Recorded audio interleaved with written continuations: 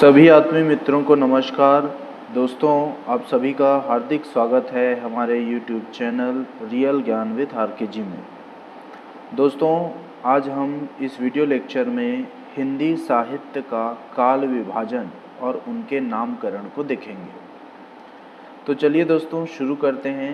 हिंदी साहित्य का काल का कितना विभाजन किया गया है और इनका क्या क्या नाम दिया गया है, इन सभी को हम देखेंगे।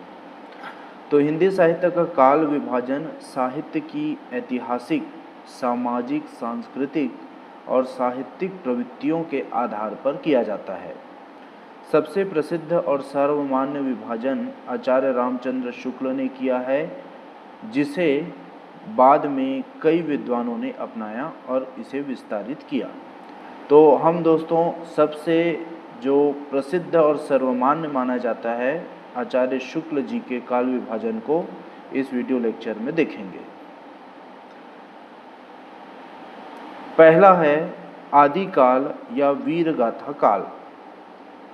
इसकी अवधि विक्रम संवत 1050 से 1375 की है और आदि काल या वीर गाथा काल की प्रमुख विशेषताएं हैं।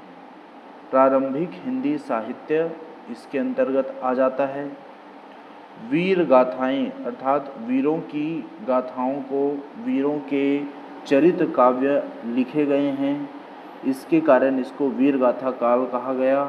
तो इसमें वीर गाथा काल में दोस्तों रासो काव्य की बहुलता देखने को मिलती है तथा साथ ही साथ लोक भाषा का उद्भव भी इस वीर गाथा काल में मिलता है, अर्थात लोक भाषा में भी काव्य रचना किया गया है। उसके बाद दूसरा हिंदी साहित्य का काल है भक्ति काल। भक्ति काल की जो काल अवधि है वह विक्रम संवत 1375 से 1700 ईस्वी तक है। ठीक है। तो भक्ति काल की विशेषता यह है कि इसमें भक्ति आंदोलन की कविताएं संग्रहित हैं, अर्थात भक्ति काल के दौरान भक्त कवियों का जो प्रभाव है वह ज़्यादा रहा साहित्य में और भक्ति का स्वरूप बढ़ता रहा। इसी कारण भक्ति काल इसको कहा गया है। तो भक्ति काल में हमें विशेषताएं मिलती है संत साहित्य की। मुख्य रूप से संत साहित्य जो है वह हमें इस काल में दिखाई देता है, जो कि सबसे पहले आता है। इसके बाद प्रेम जो है, प्रेम की जो सूफी साहित्य जिसको हम प्रेम आख्यानक काव्य के रूप में मान के चलते हैं। फिर इसके बाद आते हैं कृष्ण भक्ति, फिर राम भक्ति काव्य। इन सभी के बारे में हम भक्ति काल में जानते हैं। भक्ति काल में अलंकार और भक्ति की भावना बहुतायत मात्रा में मिलती है। आगे चलते हैं। हमारा जो तीसरा काल है वह है रीति काल। रीति काल का जो काल विभाजन है इसमें विक्रम संवत 1700 से 1900 किया गया है और इस काल में अलंकार और रीति प्रधान काव्य की रचना बहुतायत मात्रा में हुई। रसों में देखते हैं तो श्रृंगार रस का उदय, श्रृंगार रस की प्रमुखता इसमें दिखाई देती है। और यह जो साहित्य है दोस्तों मुगल कालीन दरबारी साहित्य है, अर्थात मुगल काल के दौरान जो दरबार में रहने वाले राज्याश्रित कवि थे, ठीक है, वे बहुतायत मात्रा में रीति काल में दिखाई देते हैं। उनकी ही रचनाएं हमें मिलती है। इसके बाद आधुनिक काल, जो कि आखिरी काल है हिंदी साहित्य के इतिहास में और इसको गद्य काल के नाम से भी जाना जाता है। इसका जो काल अवधि है दोस्तों यह संवत 1900 से आगे का जो है 1900 से शुरू होकर 1900 के आगे आज तक आधुनिक काल चल रहा है। तो आधुनिक काल की मुख्य विशेषता है समाज का सुधार के लिए आंदोलन के रूप में उभरना, उसी तरह स्वतंत्रता आंदोलन का प्रभाव पड़ना, हमारे देश को अंग्रेज़ों की गुलामी से मुक्त करने के लिए। साथ ही इनके जो रचनाएं हैं, काव्यात्मक रचनाएं हैं या गद्यात्मक रचनाएं हैं, इनमें नाटकीयता का बहुलता, आलोचना, उपन्यास का उदय और नई कविता का जन्म, ये सभी जो चीज़ें हैं इन्हें आधुनिक बनाता है। इस कारण इसका नाम आधुनिक काल रख दिया गया। और उपन्यास का जन्म हुआ इस कारण, अर्थात उपन्यास का जन्म तो पहले हो चुका था, लेकिन यह हिंदी साहित्य में बहुत देरी से आया।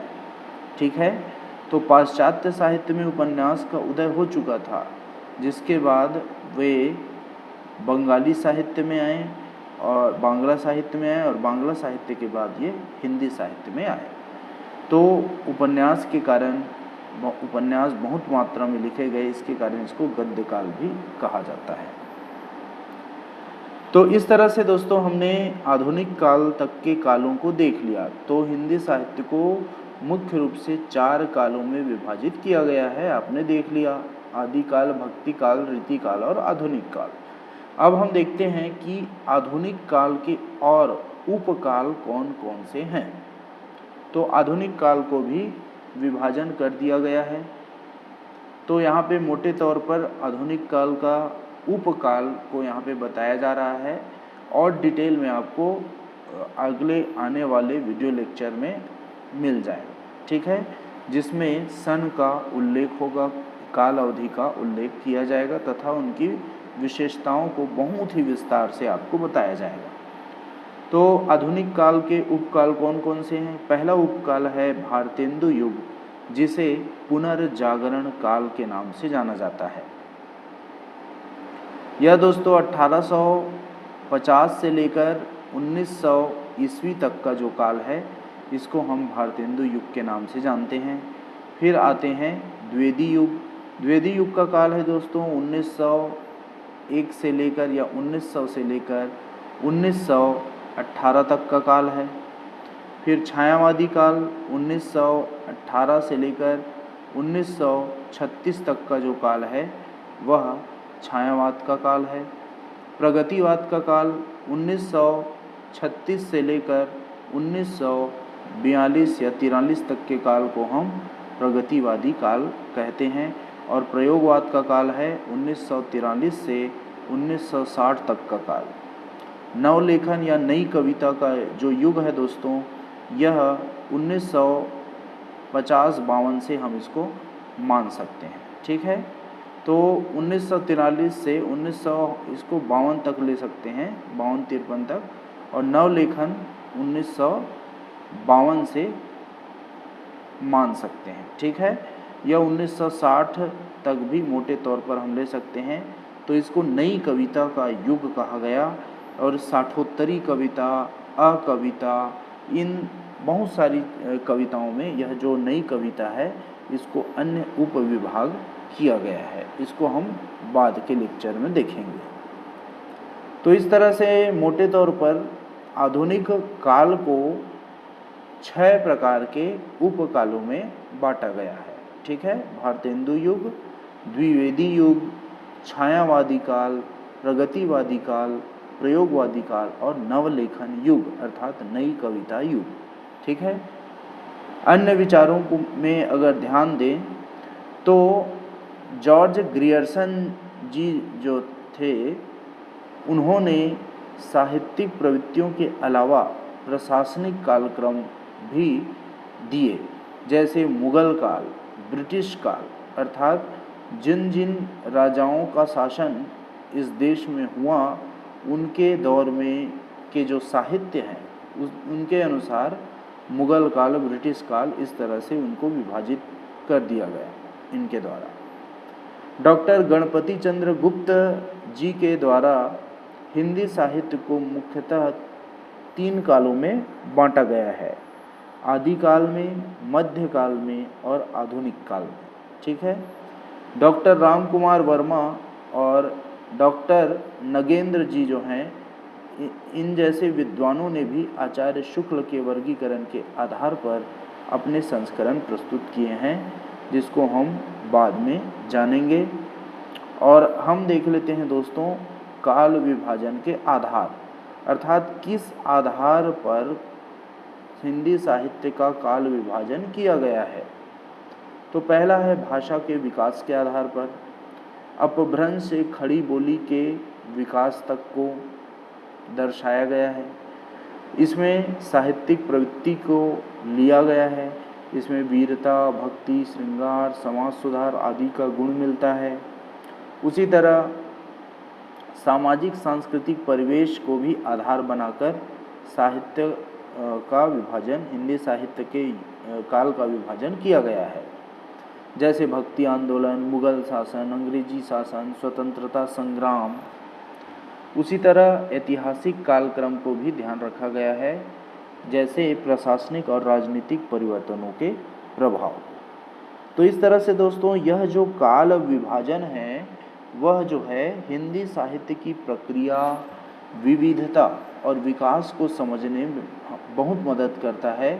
और प्रत्येक युग के साहित्य की अपनी भाषा, शैली और विषय वस्तु होती है जो उस युग के सामाजिक और सांस्कृतिक संदर्भ के अनुरूप होती है।